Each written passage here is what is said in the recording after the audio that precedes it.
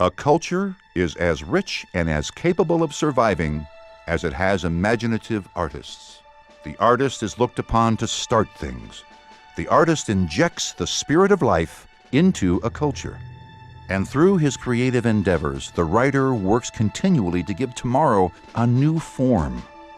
It is with this in mind that I initiated a means for new and budding writers to have a chance for their creative efforts to be seen and acknowledged. With these words, one of the most prolific and best-selling science fiction writers of all time launched a contest that's been changing the lives of writers and illustrators for nearly 2 decades. Before he was 18 years old, he had traveled 250,000 miles by land and sea in the Far East and into areas that were remote to the Western experience. He was that kind of man and lived an adventurous, a kind of Renaissance life. He was a pilot. He was a master mariner licensed to sail vessels in any ocean. He was a skilled musician. He was a professional photographer of tremendous accomplishment.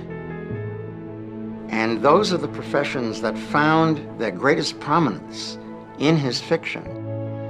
In 1934, he began to publish short fiction and then novels in a range of the pulp fiction magazines of the time in genres that extended from adventure and action and mystery and detective and western and suspense and even some romance. His name is L. Ron Hubbard, and the contest he conceived has brought many new and exciting voices to the field of science fiction. Hubbard was definitely one of the giants in the field. Many of his stories have that quality of sticking in your head, so that when you'll see something or read something, you'll think, where have I, and you think, oh, right, it's reminding you of that old Hubbard story. I was attending a science fiction convention when I was 16, and all of a sudden a buzz went through the crowd. It's Hubbard. Hubbard's here. And he began to speak. And I'll never forget feeling this wave of purpose, of interest in the crowd. He was an extraordinary man. It was his creed to extend a open helping hand to the fledgling writer, to the neophyte illustrator. Of the thousands of entrants from around the world, only a handful of emerging science fiction writers and illustrators are selected as finalists. The entrants are judged by some of the most famous names in science fiction: Frederick Pohl, Frank Kelly Freas, Anne McCaffrey, Robert Silverberg, and Frank Frazetta are among the renowned group of judges. Winners of the Writers of the Future contest have already gone on to publish over 250 novels, including a number of New York Times and international bestsellers, and to sell close to 2,500 short stories. That probably has no rival.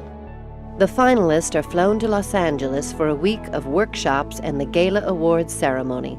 From this elite group, one writer and one illustrator will be chosen to receive one of the most coveted awards in the science fiction field, the L. Ron Hubbard Gold Award. I didn't know exactly what I had anticipated, but I got off the plane and there were 2 people there with a sign with my name, and it was just like, oh, I'm so special. They had a car and a driver and zipped me to the Manor Hotel. People were jumping up, opening doors. You know, I'm a real estate agent. I mean, I spend my life opening my own door. So it's like, boy, am I special, I've done something incredible. Ever since we got off the plane, it's been a very warm welcome and, a little bit of a tour of Hollywood, which was kind of neat. And this room is pretty nice. So I guess I'm happy to be here, and I'm surprised and overwhelmed all at once. So I'm anxious to see what's yet to come. The ride here was splendid, because until you see that Hollywood sign, you don't really believe it. If you were picking a dream place to come and stay, this location must rate fairly highly. This spring I got an email from Algis Budrys saying that my story was definitely going to be included in the book, and that was wow, whammy, wow, bam, double wow, triple wow. I was absolutely over the moon because suddenly, more than a year after I'd written this story and sent it off, here I was getting ready to travel halfway around the world to take part in this workshop, to take part in this awards ceremony. Tim and I teach a workshop in which we tell these guys some home truths. What I mainly have been giving the students is a lot of kind of basic principles on how do you make a plot, how do you do description without seeming to be pausing to do description, how do you look at a blank screen or a blank piece of paper and simply work up the nerve to write down the first sentence. Many science fiction writers never meet another science fiction writer. All of a sudden here there are 18 of them in one room, sharing each other's problems, each other's triumphs. It makes a big difference.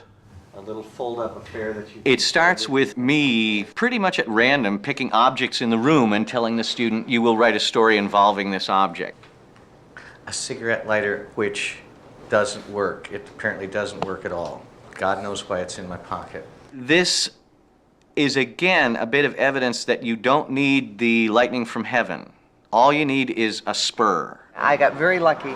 My object was a magnifying glass. I got a pack of cigarettes, British cigarettes. I've decided to focus on the name Dunhill, and mine will probably be a time travel story. Tim Powers came around and assigned me an empty coffee cup and saucer. He's a sadist. Yeah. I was once playing with a pair of pliers that had an open jaw. Out of that, I got a 200-mile-long spaceship which settled on the eastern fringes of the Rocky Mountains, and terrible things happened to people who tried to do something about this. They go to the library to look things up, and there they learn a very valuable thing I am glad I learned early on, which is how you get so many great things from your research.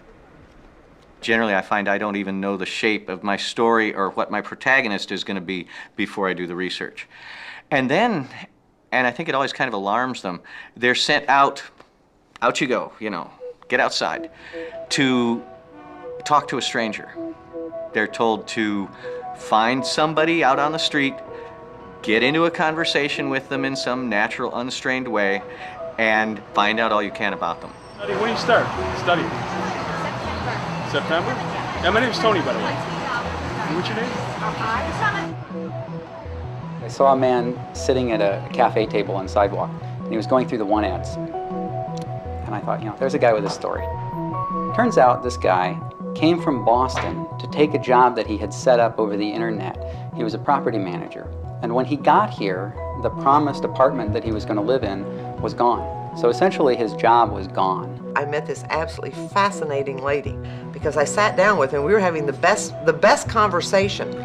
She told me everything. She was absolutely amazing, 72 years old. I don't think her life had been particularly easy, but she was rather angry at various relatives and neighbors and whatever, but she still had this tremendous optimistic look on life.